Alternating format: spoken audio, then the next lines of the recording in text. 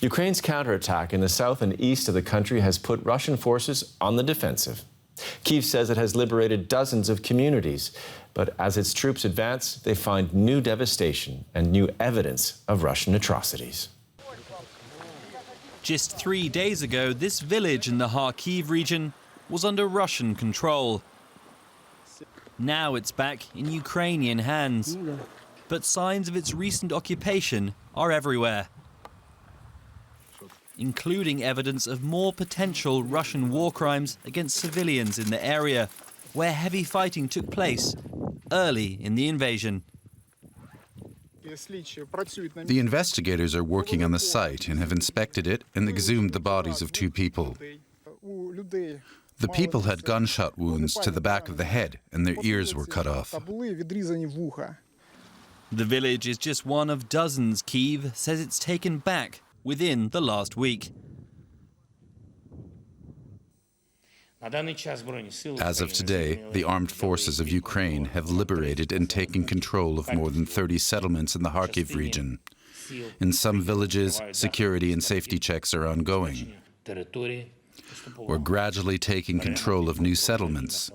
Everywhere, we return the Ukrainian flag and safety to our people. Moscow has said little about Ukraine's seemingly rapid advances in the northeast. But its top official in the Kharkiv region admitted on Russian state TV on Friday that Kyiv had scored a significant victory. With Russia rushing reinforcements to the region, there's likely yet more fierce fighting ahead. And for more on this, let's cross straight to DW correspondent Nick Connolly in Kyiv. Nick, so we've been hearing that Ukraine's been having some success in the northeast. What more can you tell us?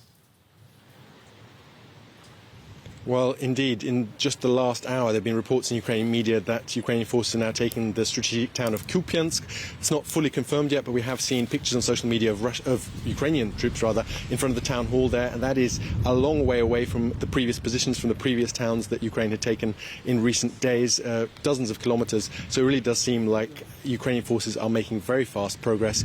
This against a situation where in Donbass, Russia has been taking a couple of 100 meters at best every couple of days. So a real contrast there in a sense that the Ukrainians have caught the Russians off guard.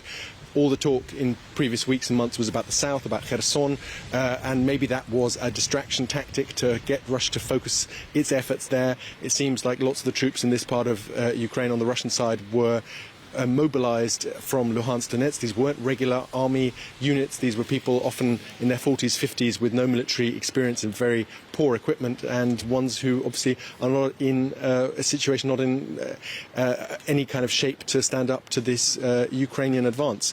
It is now seemingly the case that Ukraine is looking to encircle a large number of Russian troops near the city of Izium, and their retreat would be quite difficult given the geography, given some rivers in the way and bridges that are very vulnerable to attack. So a sense here in Ukraine that the army is on a roll and that there is the potential to take lots and lots of Russian prisoners of war.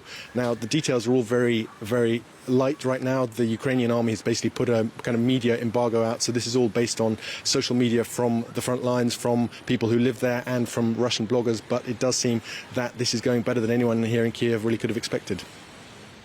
Okay, so good news for Kyiv, for the Ukrainian army, but a worrying news from the Zaporizhzhia nuclear power plant. The situation there seems to be getting worse. What more can you tell us?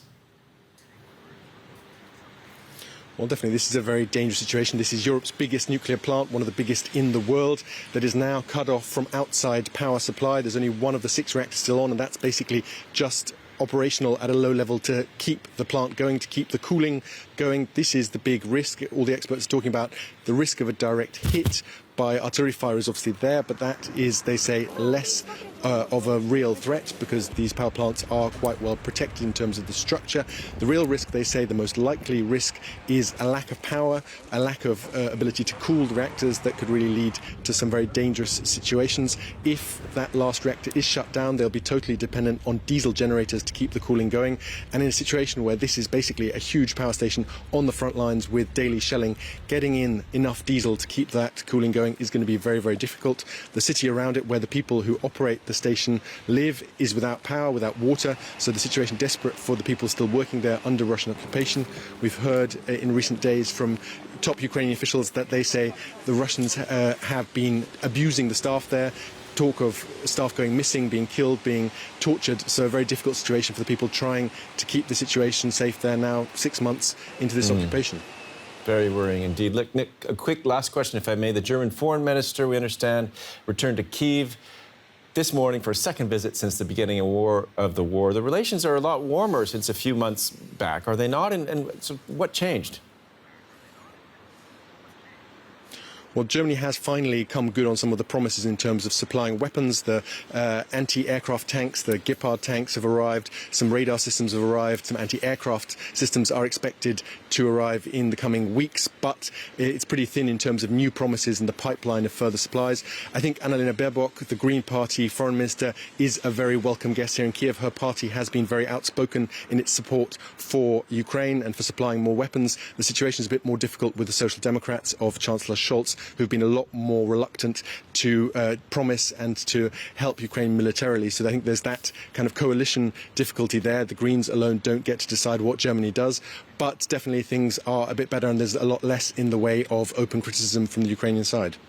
Okay, DW correspondent Nick Connolly in Kyiv reporting for us.